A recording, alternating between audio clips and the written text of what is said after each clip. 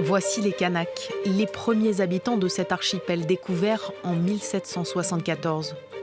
Environ 18 000 km² de terre baptisée Nouvelle-Calédonie et dont la France prend possession en 1853. Les Kanaks sont alors parqués dans des réserves au nord et à l'est de l'île. Décimés par les maladies ou massacrés lors de révoltes, leur nombre est divisé par 2 en quelques années. À leur côté vivent désormais les Caldoches, les descendants de colons blancs de plus en plus nombreux.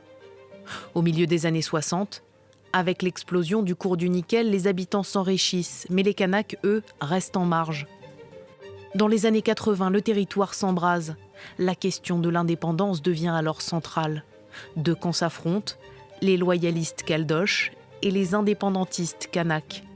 Les violences font plusieurs morts jusqu'en 1988, jusqu'à la signature des accords de Matignon qui prévoient un référendum d'autodétermination. Mais il faudra attendre l'accord de Nouméa 10 ans plus tard pour que l'organisation d'un scrutin soit entérinée. Finalement, ce n'est pas 1 mais 3 votes qui sont organisés en 2018, 2020 et 2021. À chaque fois, le non à l'indépendance l'emporte.